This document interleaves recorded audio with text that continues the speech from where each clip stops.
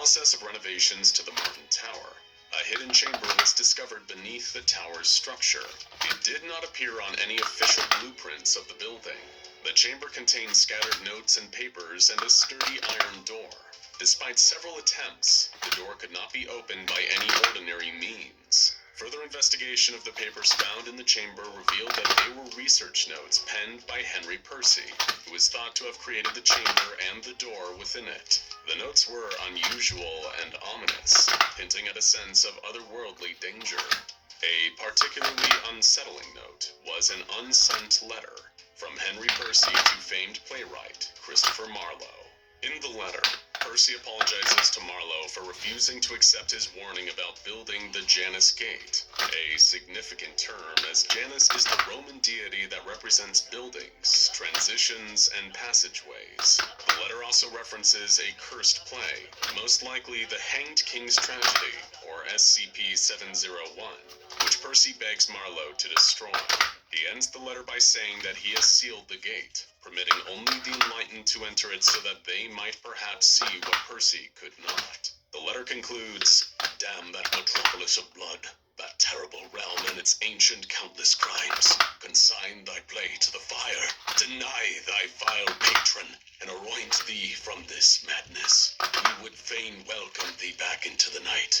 More troubling, perhaps, than the contents of the letter itself is the date it was to be sent. May 30th, 1593, the day before Marlowe was murdered. Suspecting the presence of an anomalous artifact the Janus Gate referenced in Percy's notes and letters, the Crown hurriedly contacted the SCP Foundation and requested they perform a thorough investigation. What they found was unlike anything the Foundation has ever encountered before or since. Henry Percy was speaking truthfully in his letter. He did seal off the door in his secret chamber. The only way to open it is to complete a series of alchemical instructions, similar to those used in the creation of a philosopher's stone. A resident alchemy expert at the Foundation assisted in finding the solution, and for better or for worse, the Janus Gate was unlocked for observation. Beyond the gate lies a city known as SCP-2264-B. The city is extra-dimensional, matching no known location on Earth or anywhere else. Upon entering the city, the smell of dried flowers and old books greets you. You glance up at the sky to find it an eerie yellow, spotted with infinite glittering black stars. If you look down at yourself, you will find that your clothes have disappeared, replaced with attire that would not be out of place at a masquerade ball. Your face is adorned with a Venetian mask that you cannot remove, no matter how hard you try, until you have left this strange world and passed back through the gate. If you pause to take in the sights of the city around you, you will find buildings carved from one single undetermined material, all in black, white, yellow, or red. These are the only colors present in the city. In the distance, a viscous black ocean laps at the shore on all sides. Though the ominous black liquid in said ocean is anything but water, the city, though it has been proven to exist in a corporeal state, has the quality of a lucid dream. Operatives inside of it report difficulty concentrating, citing a feeling of hypnagogic malaise, inability to control their impulses, and trouble describing what they saw and did inside of the city once they have returned to the regular world. The dimension seems to run on dream logic, best described in the movie Inception.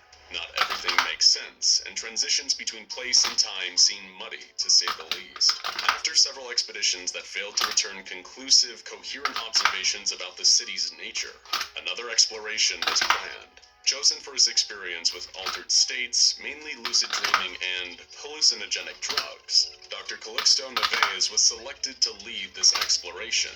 Upon entering SCP-2264-B for his first exploration, most of Dr. Neves' colleagues split off from him to join in the decadent celebrations in the palace. He resisted this temptation, though of course he considered it for a moment, and continued on with his investigation of the city. He made several significant discoveries over the course of this first expedition, which informed the Foundation's perspective on the city going forward. First, he realized that the city somehow universally translates language. No matter what a person's native tongue is, they will hear the inhabitants of the city speaking in it. Some of Dr. Nevaez's colleagues heard the citizens speaking English, while he heard them speaking in his native Spanish. It is unclear how this instantaneous translation is accomplished. Second, he learned the name of the city, Alegada, a city-state bordering something referred to only as the Neverment. To provide a little context and clarification, the city of Alegada is a nexus point for a whole multiverse of hedonists.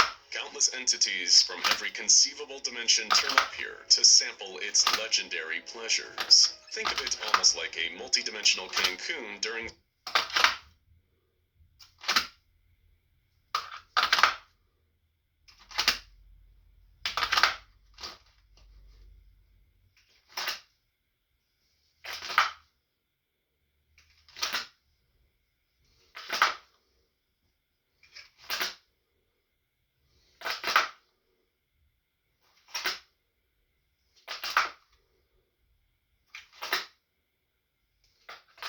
spring break. He was given this information by a foreign scholar known as the Wandsman of Kulmanas, a robed creature in a bird-like mask. The Wandsman was also able to provide some insight into the political power structure of Alegada, providing Dr. Nevaez with his third piece of critical new information.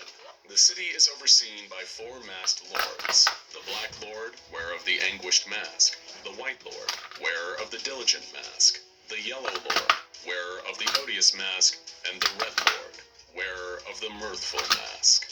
These powerful entities act as advisors to the city's mighty king, who many of the travelers in the city sought a favor from.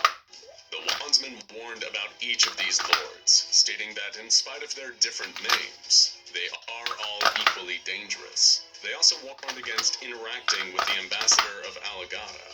After this illuminating conversation, Dr. Nevaez gathered the rest of his colleagues and returned to the real world. On his second expedition into Alegada, Dr. Nevaez immediately sought out the Wandsman of Kulmanas. The Wandsman expressed concern for Dr. Nevaez and his team.